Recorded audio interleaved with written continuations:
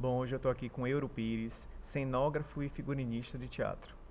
Tudo bom, Euro? Tudo bem. Muito obrigado por ter aceitado o convite. Eu que agradeço. Bom, o convite é para você bater um papo sobre a arte, que é a cenografia, né, de seu trabalho. Certo.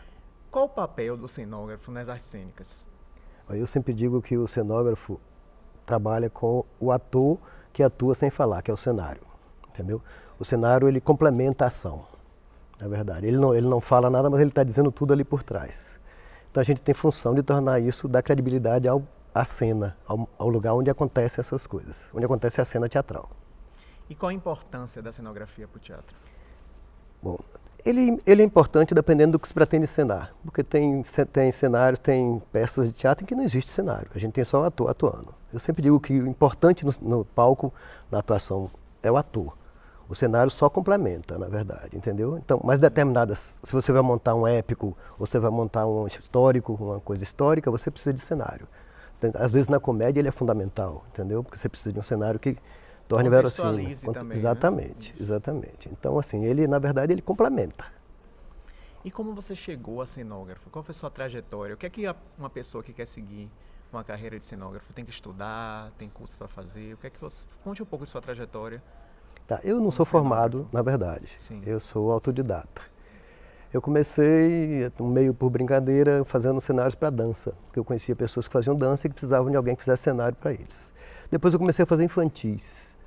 E aí nos infantis eu comecei a gostar, entendeu? Aí eu acabei na escola de teatro, porque eu precisava de gente que executasse para mim, e os bons carpinteiros teatrais eram da escola de teatro. Então eu me envolvi com a escola de teatro e a partir daí nunca mais me afastei da escola. Levei anos e anos frequentando a escola de teatro sem ser da escola de teatro. Eu já frequentava a escola de belas artes sem ser da escola de belas artes. Sim.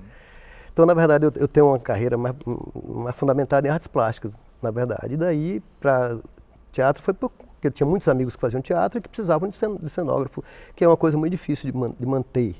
É uma profissão que a gente tem poucos profissionais. Na verdade, em qualquer lugar, você tem poucos profissionais dessa área. Porque a gente não tinha formação, agora já tem um pouco mais de formação. Na UFBA já tem matérias, né, que cuidam disso, mas a gente não tinha. Os cursos eram fora do país, na verdade. A gente tinha aqui Racla, que era o único cenógrafo formado. A gente tinha esse privilégio de ter na escola de teatro, mas a gente não tinha cenógrafos formados. A gente tinha gente que virou cenógrafo, entendeu? Então era comum que artistas plásticos virassem cenógrafos. E a gente, ou então arquitetos. E por conta disso é que eu terminei me tornando cenógrafo. Por uma necessidade de mercado. Já são quantos anos? Já vou fazer 40 anos. Daqui a 3 anos eu faço 40 anos de profissão já. E como está o mercado hoje para quem vai trabalhar com cenografia? Não está fácil. Não está fácil, já foi bem melhor. A gente já teve um teatro bem mais efervescente, na verdade.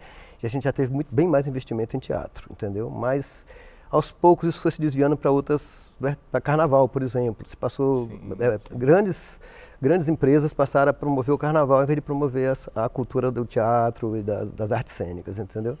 A gente teve muita dificuldade nisso, que foi perdendo patrocinador.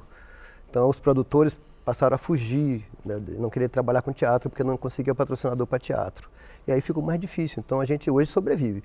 Eu sempre digo assim, quem entra nessa área da gente, entra porque gosta. Entendeu? Que é amor, né? É apaixonante. É apaixonante, você tem que... Não é uma coisa só, você trabalha em equipe. Sim. E você trabalha desde o texto, você não faz sozinho. Ninguém cria um cenário sozinho. Você cria conjunto com o diretor, com os atores, com os técnicos, entendeu? E com o dinheiro, se tem ou não tem. Tudo isso é fundamental para fazer um cenário. Então você pode pensar numa coisa a partir do começo, de que o cenário vai ser daquele jeito, mas não é.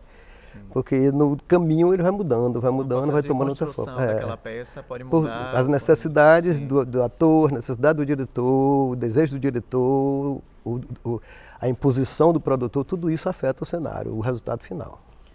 Você falou que o mercado está difícil, mas como ganhar dinheiro, como gerar renda com o trabalho de cenografia? Hoje a gente tem que pegar mais trabalho, mais e mais, tem que procurar fazer mais e mais trabalhos, entendeu? Para poder sobreviver.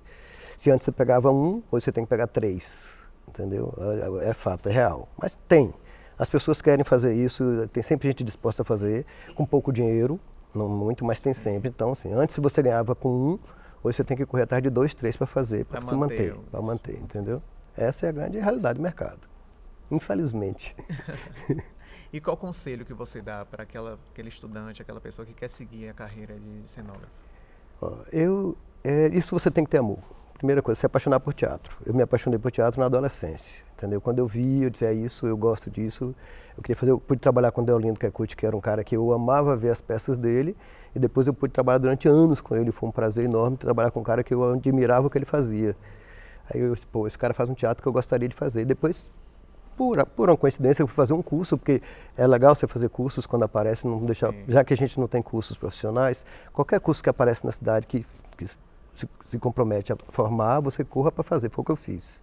Então eu fiz curso com alemães, fiz curso com pessoas que vinham fazer iluminação de fora, curso de iluminação, eu fiz para poder aprender a fazer cenário, entendeu?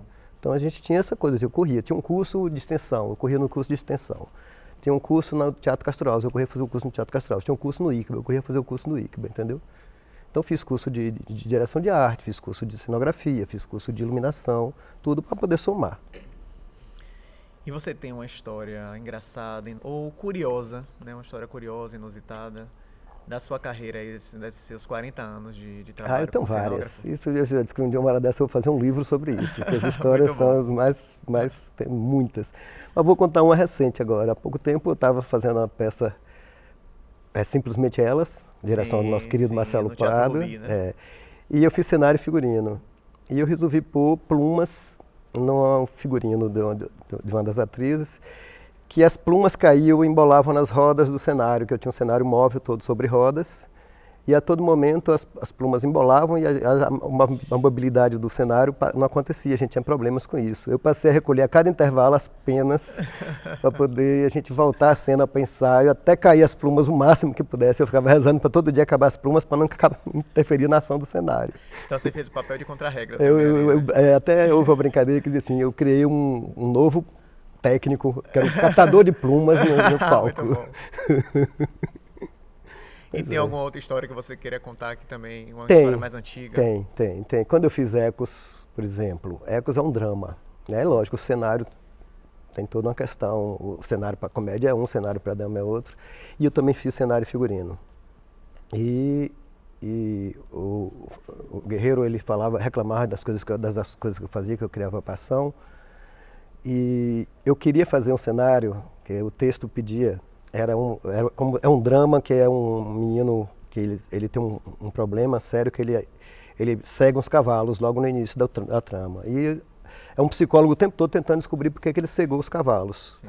E eu dizia assim, esse drama se passa num hospital psiquiátrico, porque esse menino está se tratando no hospital psiquiátrico, e ele tem um problema porque a mãe dele era muito, a mãe do personagem, ela era muito religiosa, e ensina ele a lidar com a religião de uma maneira como se fosse pecaminosa. E aí na trama se revela que ele transa, ele é seduzido por uma menina e os cavalos vêm numa baia. Então ele acha que ele é culpado por aquilo, ele segue os cavalos por causa da questão religiosa dele. Só que você vem a desvendar no final. E eu dizia, Guerreiro, isso aqui se passa no hospital psiquiátrico. Você já deu spoiler, né? Peça, então eu podia misturar isso com a baia, uma baia junto com o hospital psiquiátrico. Sim. E ele não queria, ele queria que fosse uma sala de cirurgia. E eu dizia para ele que não era sala de cirurgia, então a gente teve um embate durante um bom tempo para poder... E ele terminou insistindo comigo. E eu sou um ex-estudante de medicina, eu abandonei o curso de medicina. E no final da história ele fez assim, você não quer fazer a sala de cirurgia porque você abandonou medicina. E aí eu terminei... Ele quis fazer uma sessão com você ali, né, de psicologia. Ele entrou no processo assim, não, já entendi porque que você não quer a sala de cirurgia. Na verdade, a sala de cirurgia vinha da primeira montagem que ele fez, que era uma sala de cirurgia, e eu não concordava com aquilo. Mas no final da história eu tive que abrir mão e fazer a sala de cirurgia que ele queria, porque tinha uma maca no meio e tinha todo um processo para poder criar essa sala de cirurgia, porque ele me ganhou dizendo, não, o problema psiquiátrico é seu, não é, não é da Mas peça. Deu tudo certo no final. Deu tudo certo, graças a Deus. Tá bom, obrigado, Euro. Nada.